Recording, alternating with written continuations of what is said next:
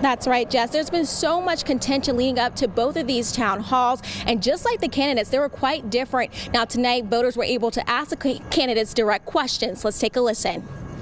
Americans having to make a decision Thursday evening as town halls for President Trump and presidential nominee Joe Biden were held at the same time on different networks. The two town halls varied in style, but discussed some of the same topics, including the COVID-19 pandemic. When I put on the travel ban, I put it on in January, the end of January. When I put on the travel ban, Joe Biden and others said, "This is ridiculous. You don't do that."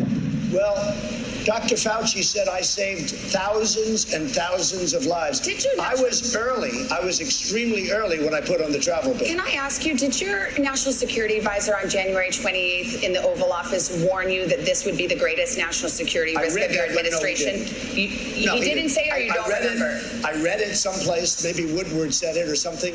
But no, he did not say it. Oh, in February, I did a piece for USA Today saying this is a serious problem. Trump denied it. He said it wasn't.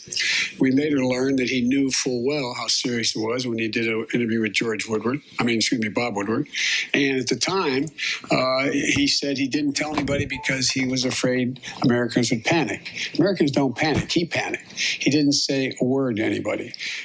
Both candidates heard from voters of color asking about how they would address and have addressed police reform. Strongly, we have a senator named Tim Scott from South Carolina. He came up with a bill that should have been approved. It was great. It was a bill that was strong in terms of law enforcement and strong in terms of enforcing the proper thing and doing the proper thing by law enforcement.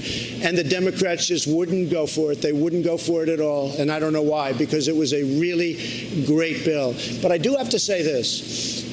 And some people don't like it when I say it, but a lot of people agree. I have done more for the African-American community than any president, with the exception of Abraham Lincoln. That's why we have to provide within police departments psychologists and social workers to go out with the cops on those calls, some of those 911 calls, to de-escalate the circumstance, to deal with talking them down.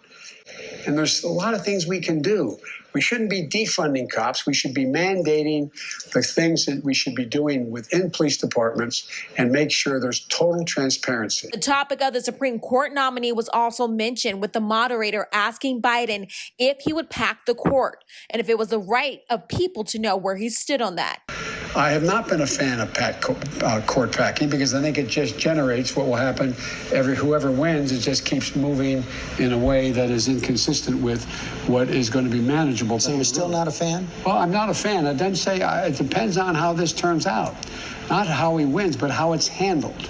Biden shared he would let voters know his stance before the election. Meanwhile, President Trump was asked if it were right that his administration and the GOP were pushing to have his nominee confirmed so close to the election. Plenty of time. There's plenty of time. We're going to do it before the election, but we also have much time after the election, but there's no reason to wait, because it's almost unanimous, it seems to me, certainly within the Republican Party, and I'm using my fourth term. And if you look at it, and if you put the shoe on the other foot, if they had this, they would do it 100%.